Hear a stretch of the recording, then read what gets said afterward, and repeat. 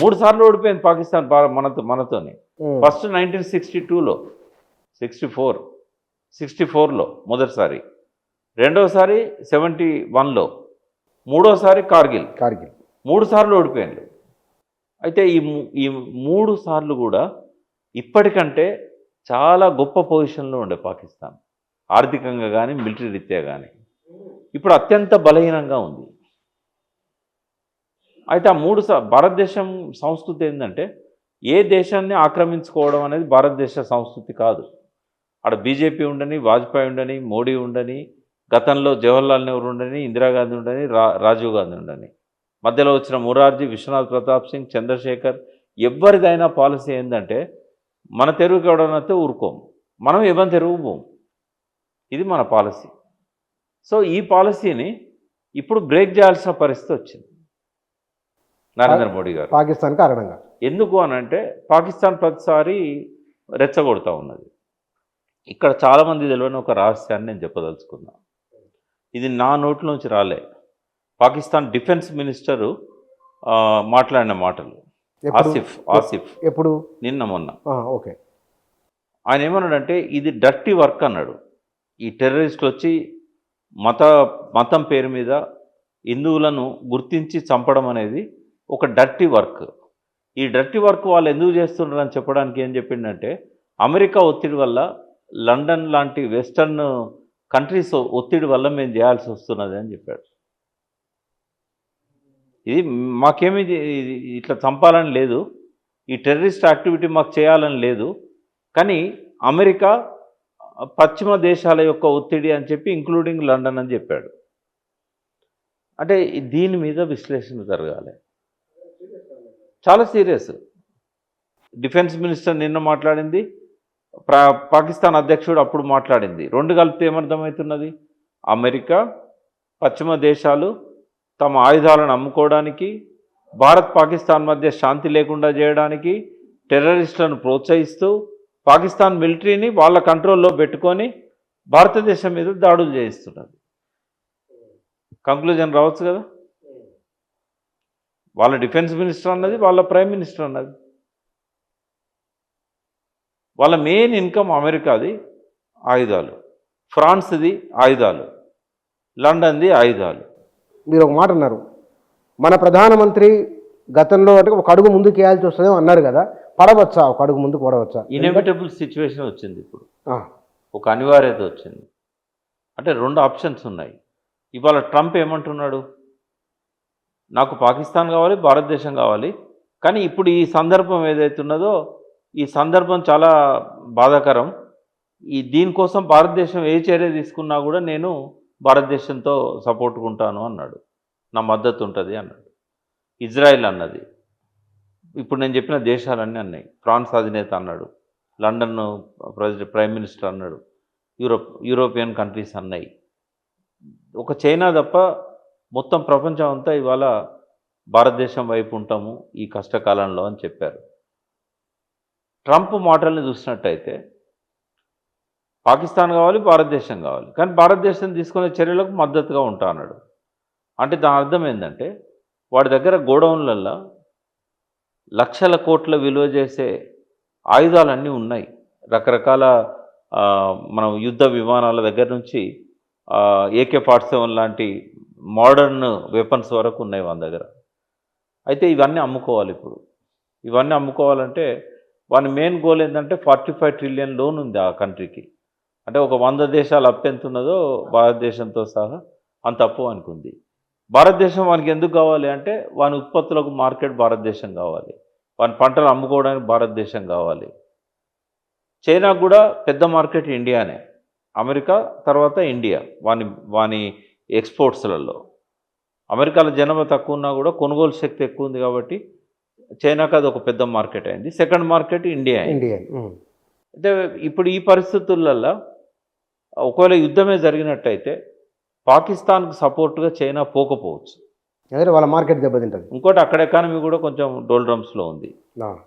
Trump Pakistan ఏంటంటే ఎంతసేపు నా దగ్గర అణ్వాయుధం ఉన్నదని బెదిరించడం తప్ప వాళ్ళు ఏ రకంగా కూడా తట్టుకోలేరు. ఎందుకంటే వాటర్ బాటిల్ 150 రూపాయలన్నది, లీటర్ పాలు 250 రూపాయలు అయినాయి. పెద్ద ద్రవ్యోల్బణం ఉన్నది, గ్రోత్ రేట్ 2.5% పడిపోయింది, ఆర్థికంగా బాగా చితికిపోయి ఉన్నారు. ఇట్లాంటి పరిస్థితుల్లో వాళ్ళు ఎక్కువ కాలం యుద్ధం చేయలేరు. సో అమెరికా ఇప్పుడు ఏం చేయాలి?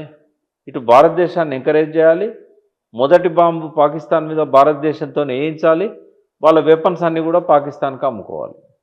వాళ్ళు ట్రైన్ చేసిన తాలిబాన్స్ అంటే వాళ్ళకి అగెనిస్ట్గా ఉన్నారు కాబట్టి వాళ్ళు దీన్ని ఖండించింది ఈ ఇన్సిడెంట్ను. ఇవాళ తాలిబాన్కి అమెరికాకు మధ్యన యుద్ధం జరిగింది అక్కడ. ఫస్ట్ తాలిబాన్లను ఎంకరేజ్ చేసింది కూడా అమెరికానే ఆఫ్ఘనిస్తాన్ విషయంలో. తర్వాత అదే తాలిబాన్ల దాడికి తట్టుకోలేక దేశాన్ని వదిలిపెట్టిపోయిన వాళ్ళు. ఇప్పుడు ఈ అల్-ఖైదా, లష్కర్-ఈ తోయిబా, జైషే మహమ్మద్ వీళ్లకు వెన్నుదన్నుగా ఉన్నది ఐఎస్ఐ. వాళ్ళ మిలిటరీ వాళ్ళంతా కూడా వెన్నుదన్నుగా ఉన్నారు. ఇప్పుడు కనుక వాళ్ళ స్థావరాలను మట్టుబెట్టి వాళ్ళ దేశం మీద యుద్ధం ప్రకటిస్తే ఇంకా పాకిస్తాన్ అనేది ఉండదు. ఆర్ఎస్ఎస్ కావాల్సింది కూడా అదే. ఇంతకంటే మంచి అవకాశం అయితే నరేంద్ర మోడీ గారికి, భారతదేశానికి అయితే రాదు. పాకిస్తాన్ తుడిచిపెట్టే అవకాశం వచ్చింది ఇప్పుడు. అయితే ఒకవేళ ఒక విశ్లేషకునిగా ఏం చేస్తే బాగుంటుందని నన్ను అడిగితే, నేను ఇంతకుముందు నేను చెప్పిన దాన్ని సపోర్ట్ చేయాలి, యుద్ధాన్ని సపోర్ట్ చేయాలి. ఏం చేయాలంటే లష్కర్-ఈ తోయిబా, జైషే మహమ్మద్, అల్-ఖైదా ఈ తీవ్రవాద స్థావరాలను మట్టుబెట్టవచ్చు. ఇంతకుముందు ఏదైతే సర్జికల్ స్ట్రైక్స్ చేశారో అట్లాంటివి చేయొచ్చు. దానిలో కొంత నష్టం మనకు కూడా జరుగుతుంది. కానీ దేశాన్ని కంప్లీట్గా ఆక్రమించుకోవడము లేదా పాకిస్తాన్ మీద కంప్లీట్గా యుద్ధం ప్రకటించడం అనేది అది యునైటెడ్ నేషన్స్ నియమాల ప్రకారం భారతదేశం వన్ ఆఫ్ ది మెంబరే కాకుండా ఒక రెస్పెక్టబుల్ మెంబర్, కట్టుబడి ఉండాలి. అంటే ఎంత ఆవేశం వచ్చినా ఎంత నష్టం జరిగినా ఆ దేశాన్ని ఆక్రమించుకోవాలన్న ఆలోచన ఇవాళ చాలా మందిలో 190 మందిలోకి వచ్చింది ఈ ఇన్సిడెంట్ తర్వాత. ఎంత దుఃఖం. మోడీకి పెద్దగా వ్యతిరేకత భారతదేశంలో ఉంటుందని నేను అనుకోను. ఈవెన్ ఓవైసీ లాంటి వాళ్ళు కూడా సపోర్ట్ చేసినా చేస్తారు. అంటే దీన్ని తీవ్రవాద చర్యలను ఖండిస్తాడు, కానీ రేపు పాకిస్తాన్ అవసరమైతే ఆక్రమించుకుందాం అనే కాడ తప్పనిసరి అయితే ఓవైసీ కూడా సపోర్ట్ చేస్తాడు కావచ్చు. కానీ ఓ కరగోపాల్ కానీ, ఓ ప్రకాష్ కానీ, ఓ కోదండరామ్ కానీ ఎవరైతే కొంచెం విశ్వవ్యాప్తంగా మానవాళికి మేలు చేయాలనే ఆలోచనలతో ఉన్నవాళ్ళు ఉంటారు కదా, కేసీఆర్ లాంటి వాళ్ళు కూడా కావచ్చు, సపోర్ట్ చేయం. పాకిస్తాన్ను ఒక దేశంగా ప్రపంచ పటంలోంచి తుడిపేయడం అనేది కరెక్ట్ చర్య కాదు. అవసరమైన అన్ని రిటాలియేషన్స్ చేయొచ్చు, దాడులు చేయొచ్చు, టెర్రరిస్టులను అప్పజెప్పమని చెప్పి యునైటెడ్ నేషన్స్ ద్వారా పాకిస్తాన్ గవర్నమెంట్ మీద ఒత్తిడి తేవచ్చు. కానీ పాకిస్తాన్ మీద యుద్ధం చేస్తే వచ్చే లాభం ఎవరికి అంటే అమెరికా, బ్రిటన్లకు, ఫ్రాన్స్కి, కొంత ఇజ్రాయెల్కి. కానీ మనకు వచ్చేది మళ్ళీ 1,00,000 మంది సైనికులను పోగొట్టుకోవడమే అవుతుంది. మనం ఆవేశాలకు లోనైతున్న జనానికి కూడా నేను చెప్పేది ఏంటంటే, మోడీ చేసే చర్యలను మనం ఖచ్చితంగా సపోర్ట్ చేద్దాం. కార్గిల్ వారప్పుడు కూడా వాజ్పేయికి సపోర్టుగా మనం అంతా ఉన్నాం. బంగ్లాదేశ్ వారప్పుడు ఇందిరాగాంధీకి సపోర్టుగా ఉన్నాం. బంగ్లాదేశ్ వారప్పుడు ఇందిరాగాంధీ కోసం తెలంగాణ ఉద్యమాన్ని ఆపుకున్నాం, రిక్వెస్ట్ చేసింది. నేను ఒక పక్కన బంగ్లాదేశ్ ఇష్యూలో పాకిస్తాన్తో యుద్ధం చేస్తుంటే మీరు ఇక్కడ నుంచి వెన్నుపోటు పొడవకండి మాకు అని చెప్పి చెన్నారెడ్డిని, కొండలక్ష్మణ్ బాపూజీని రాజమండ్రి జైలు నుంచి డైరెక్ట్గా ఢిల్లీకి పిలిపించుకొని ఢిల్లీలో సుప్రీంకోర్టులో బెయిల్ దొరికిన తర్వాత వాళ్ళని రిక్వెస్ట్ చేసింది, మీరు తెలంగాణ ఉద్యమాన్ని ఆపండి, నేను ఇట్లా ఉన్నప్పుడు మీరు ఆ పని చేయడం కరెక్ట్ కాదు, నన్ను చికాకు పెట్టకండి, వేరే ఏదన్నా అడగండి ఇస్తా, కానీ ఒక తెలంగాణ మాత్రం ఇవ్వలేను, నా పరిస్థితి అర్థం చేసుకోండి అంటే ఆపినాం మనం.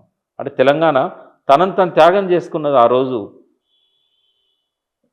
64 యుద్ధం అప్పుడు నిజాం తన దగ్గర ఉన్న బంగారాన్ని అంతా కూడా యుద్ధ విరాళంగా ఇచ్చాడు.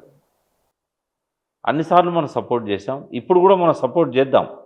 కానీ పాకిస్తాన్ ఆక్రమించుకోవడం అనేది లక్ష్యం కాకూడదు. అంటే వాళ్ళ ఆక్రమణ కూడా అనలేదు, కానీ వీళ్ళకు తీవ్రవాద టెర్రరిస్టులకు తగిన గుణపాఠం చెప్తాము అని.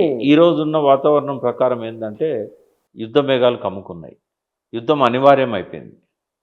బట్ అది సిమ్లా ఒప్పందానికి మూలమైన 13,000 కిలోమీటర్ల లోపలికి మన వాళ్ళు పోయినా కూడా మళ్ళీ వెనక్కి వచ్చి ఔదార్యాన్ని ప్రకటించారు కదా ఇందిరాగాంధీ. ఆ పద్ధతిలోనే ఉండాలి తప్ప, బుద్ధి చెప్పే విధంగానే ఉండాలి తప్ప ఆ దేశ ఆక్రమణ అనేది లక్ష్యం కాకూడదని కోరుకుంటున్నాను. టెర్రరిస్టులు వాళ్ళను మరీ అడిగి వేటాడి చంపడం అనేది ఆ ఘటన తర్వాత ఇంతకు ముందు ఇంత ఐక్యత దేశంలో కనబడలేదు. ఈసారి చూసిన ప్రతి ఒక్కరు బాధపడుతున్నారు. నరేంద్ర మోదీ వారన్న విషయాలలో ఎంతో కొంత వాళ్ళను భయపెట్టైనా సరే అదుపులో ఉంచి ఇది పద్ధతి కాదని చెప్పడానికి ఉన్న స్కోప్ ఉన్న అంశాలు ఇంకేమేమి ఉన్నాయి? అంటే మన చేతిలో ఉన్నది ఏంటంటే ప్రపంచవ్యాప్తంగా మద్దతు కూడా కట్టుకోవడం. ఒక చైనా తప్ప ఇప్పటికి ప్రపంచవ్యాప్తంగా మద్దతు మద్దతు వచ్చింది. మా ఇండియాకే తర్వాత వచ్చింది. అమెరికా, లండన్, ఫ్రాన్స్‌లను వాళ్ళు మేము పాకిస్తాన్‌కు ఒక్క ఆయుధం కూడా సప్లై చెయ్యము అనే ఒక గ్యారంటీ తీసుకోవాలి. తీసుకుంటే పాకిస్తాన్ మీద యుద్ధం చేయాల్సిన అవసరమే లేదు. వాళ్ళకి వాళ్ళే వెనకకు తగ్గుతారు. వాళ్ళ వాళ్ళ వాళ్ళ సపోర్ట్‌తోని వీళ్ళు రెచ్చిపోతుండ్రని మనం అనుకున్నాం. కానీ వాళ్ళే మాతోని చేయిస్తుండ్రని చెప్పి ఇవాళ అహుజా ఆసిఫ్ అన్నాడు, డిఫెన్స్ మినిస్టర్ ఆఫ్ పాకిస్తాన్. ఇప్పుడు రహస్యం బట్టబయలైంది కదా. కాబట్టి మనకు ఎదురుంగా శత్రువుగా పాకిస్తాన్ కనబడుతోంది. కానీ ఈ అరాచక చర్యలన్నీ చేయిస్తున్నది 3 దేశాలు అనేది మనకు వాళ్ళు చెప్పిన విషయం. ఇది నమ్మాల్సి వస్తుంది. స్వయంగా వాళ్ళే డర్టీ వర్క్ అన్నాడు ఆయన. ఈ మొన్న జరిగిన దాన్ని ఆయనేం సమర్థించలే. ఇది డర్టీ వర్క్ టెర్రరిస్టులు చేసింది, బట్ వాళ్ళు చేయిస్తున్నారని చెప్పాడు. దీని అర్థం ఏంటంటే పాకిస్తాన్ ప్రభువులు ఎవరైతే ఉన్నారో వాళ్ళకు మిలిటరీ మీద నియంత్రణ లేదు, టెర్రరిస్టుల మీద నియంత్రణ లేదు. ఇవి ఎవరి కంట్రోల్లో ఉన్నాయంటే అమెరికా కంట్రోల్లో ఉన్నాయి. వాళ్ళ చేతుల్లోకి నేరుగా వస్తున్న ఆయుధాలు కూడా పాకిస్తానీ కాకపోవచ్చు, త్రూ అమెరికా నుంచి వస్తుండొచ్చు. ఐఎస్ఐ కంప్లీట్గా అమెరికా కంట్రోల్లోకి వెళ్ళిపోయింది. అమెరికాను ఆంక్షలు పెట్టాలి. ఈ చర్చ కొనసాగిద్దాం తర్వాత కానీ కాలంలో. అంటే మనల్ని అమెరికా దూరం చేసుకోదు కదా. ఇప్పుడు ఎట్లా తీసుకున్నా ఇండియా లేకుండా నేనేమంటున్నా, మనకు అమెరికాతో లేకున్నా మనం బతకగలుగుతాం. ఎస్ అమెరికాకు మనం కావాలి. ఎందుకంటే మనది ఎక్కువ మంది 140 కోట్ల జనం ఉన్న కంట్రీ. వాళ్ళ వస్తువులు అమ్ముకోవాలంటే ఎక్కడ అమ్ముకుంటారు? వాళ్ళ అమెరికాలో 5 రెట్లు ఎక్కువ భూమి ఉంది మనకంటే. ఆ భూమిలో పండిన పంటలను ఎక్కడ అమ్ముకోవాలి వాడు? తర్వాత సూపర్ పవర్గా ఉండాలంటే ఇండియా సపోర్ట్ వాళ్ళకు ఉండాలి. ఇండియాని వాళ్ళు కంట్రోల్ చేయాలనుకుంటారు, ప్రపంచం మొత్తాన్ని కంట్రోల్ చేయాలనుకుంటారు. చైనాకేమో దురుద్దేశాలు ఉండవు మనలాగానే. మా తెరువుకి ఎవడని వస్తే మేము ఊరుకోము, మేము ఎవరి తెరువు పోవు అనేది చైనా ఉంది. అందుకే డెవలప్ అయింది చైనా. అమెరికా వాడు అట్లా కాదు కదా. మేము నాశనమైనా పర్వాలేదు కానీ ఇంకొకరిని మాత్రం మేము సుఖంగా ఉండనియం. వాడి దౌర్భాగ్యం ఏంటంటే ఒక 37 కుటుంబాలు మొత్తం అమెరికాను కంట్రోల్ చేస్తున్నాయి. 37 కుటుంబాలు అంతే. ఎవడు ప్రైమ్ మినిస్టర్ కావాలో వాళ్ళే డిసైడ్ చేస్తారు, ఏ పార్టీ అధికారంలోకి రావాలో వాళ్ళే డిసైడ్ చేస్తారు. ఈ రసాయనిక ఆయుధాల ద్వారా ఎంతమందిని చంపాలి ప్రపంచంలో అనేది అమెరికానే డిసైడ్ చేస్తుంది. ఆ 37 కుటుంబాలే చేస్తాయి. సరే, కాలం నిర్ణయిస్తుంది భవిష్యత్తు ఎట్లుంటుందో. కానీ మోడీ గారు అమెరికాతో కూడా కటువుగా ఉండకపోతే కేవలం పాకిస్తాన్నే టార్గెట్ చేసినట్టయితే అనుకున్న ఫలితాలు రావు. ఇప్పుడు ఆయన వాళ్ళు ఏం చేసినా కూడా భారతదేశం అంతా ప్రపంచం అంతా ఆయనతో ఉంటుంది. మోడీ అంటే కానీ సంయమనం అనేది ఉండవలసిందే. ఆయనకు కూడా కొంత సంయమనం అనేది అవసరం. కానీ ఆయన ఎందుకో చాలా వెంటనే యాక్షన్ ఆయన ఫ్లైట్ ఇవాళ సిచ్యువేషన్ అది కదా, అంత సీరియస్గా ఇవాళ సిచ్యువేషన్ అది. అదే నరేంద్ర మోదీ వెంట దేశం తప్పకుండా నిలబడుతుంది, ఉండాలి. ఒకటే తీరాలి. ఒక బాధాకరం ఏంటంటే ఆర్టికల్ 370 తీసేసిన తర్వాత టీఆర్ఎఫ్ అనే సంస్థ పుట్టింది. ఈ టీఆర్ఎఫ్ అనేది ఏదైతుందో కేవలం ఈ కక్షతో పుట్టింది. ఇది కూడా ఇప్పుడు నేను చెప్పిన ఈ జైషే మహమ్మద్, అల్ ఖైదా వాళ్ళ కంటిన్యూయేషనే. అయితే ఈ సంస్థ ఎప్పుడైతే పుట్టిందో ఈ సంస్థ కార్యకలాపాలను మన వాళ్ళు చాలా సీరియస్గా నిఘా పెట్టి చూస్తున్నారు. దీని అనుకున్నది కూడా ఐఎస్ఐ. అయితే అక్కడ టెర్రరిస్టులకును ప్రభుత్వ మిలిటరీ అండ్ ఇంటెలిజెన్స్ మధ్యలో విభజన లేదు, అందరు ఒక్కటే. ఆడ టెర్రరిస్టులు ఒక వింగు, వాళ్ళకి ఐఎస్ఐకి ఒక వింగు. అయితే ఈ ప్రెసిడెంట్ కంట్రోల్లో కూడా లేరు వాళ్ళు, డిఫెన్స్ మినిస్టర్ కంట్రోల్లో కూడా లేరు. అయితే వాళ్ళ విషయంలో ఏంటంటే టీఆర్ఎఫ్ విషయంలో కొంత అజాగ్రత్తగా ఉన్నదేమో అని అనిపిస్తున్నది. మనకు కూడా రా ఉంది, రీసెర్చ్ అనాలిసిస్ వింగ్ మనకు ఉంటుంది. తర్వాత ఆయన ఉన్నాడు కదా డిఫెన్స్ అడ్వైజర్, చాలా పేరున్న వాళ్ళు ఉన్నారు. కానీ వాళ్ళు ఎందుకో ఇవాళ లిటిల్ స్విట్జర్లాండ్ అనో ఒకటి స్విట్జర్లాండ్ లాంటి ప్రాంతం అనో అక్కడ ఒక పేరు ఉంది కదా, యాత్రికులు అందరూ కూడా దానికి పోవాలనుకుంటారు. శ్రీనగర్ పోయిన వాళ్ళు, శ్రీనగర్ చాలా దగ్గరలో ఉంటుంది అది. అయితే దానికి పైకి పోవడానికి అక్కడ ఏ రకమైన ఏర్పాట్లు లేవు. రాళ్ళల్లో రప్పలల్లో నడుచుకుంటూ పోవాలి, కాళ్ళని బలిగిపోతూ ఉంటాయి. లేదు అని అంటే గుర్రాల మీద పోవాలి. కనీసం ఇప్పటివరకు ఆ రోడ్డు కూడా ఏర్పాటు చేయలేదు. అయితే అటుపక్కన హిమాలయాస్ ఉంటాయి. హిమాలయాస్కును ఈ ఏదైతే ప్లేన్ ఏరియా ఉంటుందో దాని మధ్యలో ఆల్పైన్ ట్రీస్ ఉంటాయి, చాలా పెద్ద పెద్ద వృక్షాలు ఉంటాయి. అలాగే ఎవరు వస్తున్నారు అనేది కూడా కనబడదు మనకు. అయితే వాళ్ళు ఆ దారెంబడి వచ్చిండ్రు, వాళ్ళు ఆ దారెంబడి వచ్చి అటాక్ చేశారు.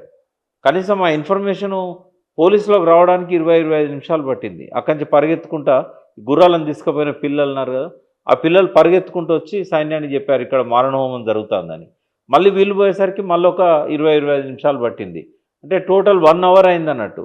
అంటే అటువంటి పర్యాటక ప్లేస్లో ఒక్క సైనికాధికారి లేకపోవడం, ఒక్క సైనికుడు లేకపోవడం అనేది మోడీ గారి వైఫల్యం కిందికి వస్తుంది. బీజేపీ సోదరులు, ఆర్ఎస్ఎస్ సోదరులు బాధపడ్డా పర్వాలేదు, కానీ ఇంతమంది చావడంలో మన పాత్ర కూడా కొంత ఉన్నదనేది వాళ్ళు గుర్తించాల్సిన అవసరం ఉంది. అంటే టెర్రరిస్ట్ అటాక్ జరుగుతుందని చెప్పి ఇంటెలిజెన్స్ వర్గాలు హెచ్చరించినాయి, ఇంటెలిజెన్స్ రిపోర్ట్స్ ఉన్నాయి. ఎందుకు పంపలేదు అక్కడ? ఆర్మీని ఎందుకు పెట్టలేదు? కనీసం ఒక ఆర్మీ వెహికల్స్ పోవడానికి రోడ్ ఎందుకు వేయలేదు? ఆర్మీ వాళ్ళు ఉంటే ఇంత జరిగేది. 5 ఏళ్ల కింద నుంచి నీకు రోడ్ ఎందుకు వేయలేదు పైకి? మరి దాన్ని ఒక టూరిజం ప్లేస్గా ఎందుకు ప్రచారం చేశారు? మోడీ గారి మీద నమ్మకంతో పోయినామని చెప్పారు చనిపోయిన వాళ్ళు. నీకు ఇంకొకటి చెప్తా, ఇవాళ శ్రీనగర్ హోటళ్లలో 80 మంది తెలంగాణ వాళ్ళు, పర్టికులర్గా కపిల్ చిట్ ఫండ్ ఏజెంట్లు, కపిల్ చిట్ ఫండ్ మేనేజర్లు, వాళ్ళంతా ఒక్కరోజు ఆలస్యం అయితే అక్కడ పోయేవాళ్ళు. పహల్గాం పోవాలనేది వాళ్ళ ప్రోగ్రాంలో ఉంది. ఇప్పుడు కర్ఫ్యూ ఉండడంతో శ్రీనగర్ హోటళ్లలో బందీలు అయి ఉన్నారు, వాళ్ళు బయటకు రాలేని పరిస్థితి. ఒక్కరోజు ఆలస్యంగా ఈ దాడి జరిగితే 80 మంది తెలంగాణ వాళ్ళల్లో కనీసం 50 మంది మగవాళ్ళు చచ్చిపోయారు. అంటే ఇది వైఫల్యం కాదా? అంటే ఇప్పుడు ఈ కష్టకాలంలో మోడీని విమర్శిస్తే కొంతమందికి బాధ అనిపించవచ్చు, కానీ నేను విశ్లేషకుడిని, నేను రెండు కూడా చేయాలి, అది చేయాలి, ఇది చేయాలి.